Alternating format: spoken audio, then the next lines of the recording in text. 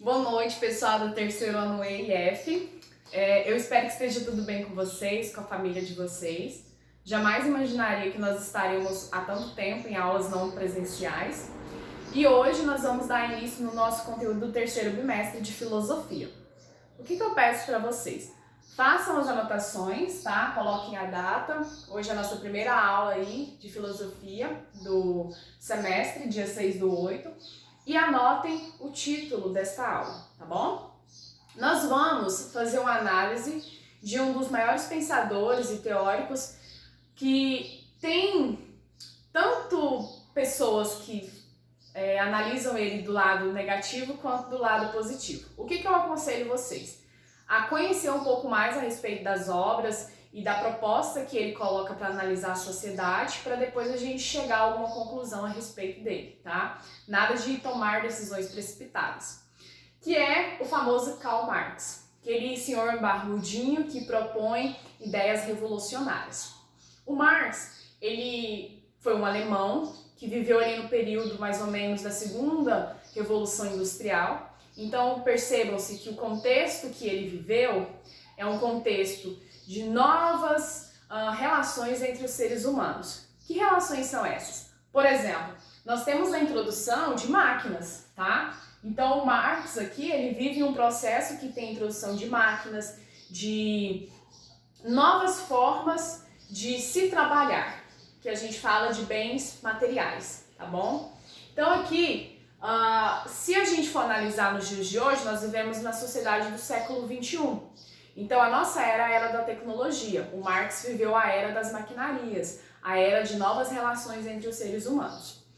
Ele propõe uma análise de estudo da praxe. O que seria essa praxe? Basicamente seria a sociedade. Então aqui, a sociedade. Como assim a sociedade? Tudo que existe nela. Tanto as relações políticas, sociais, culturais, econômicas, o Marx propõe analisar no que ele chama de praxis.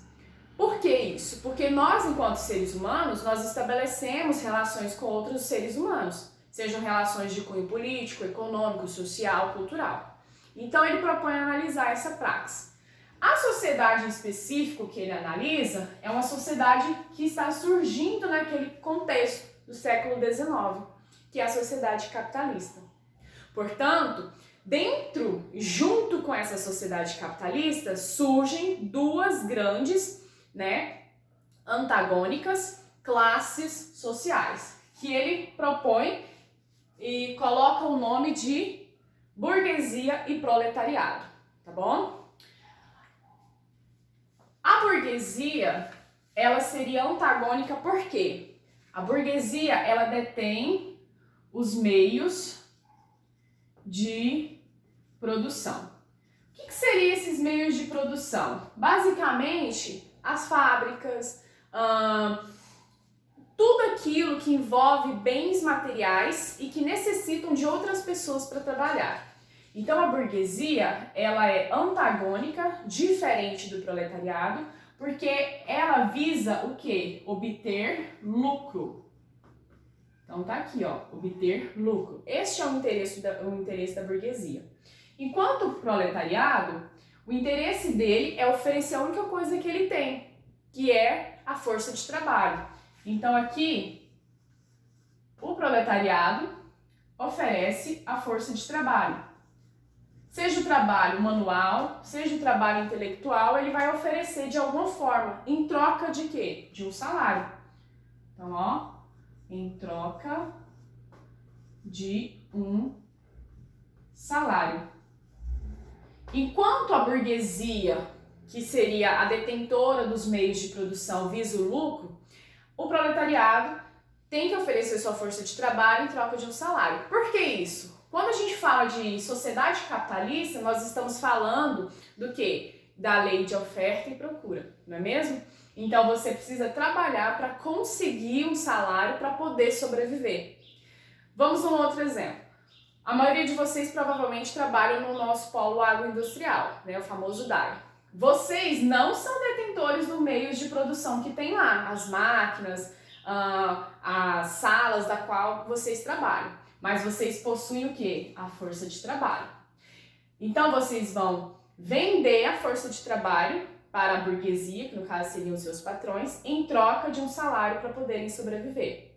No final das contas, a burguesia quer obter lucro e o proletariado necessita de um salário.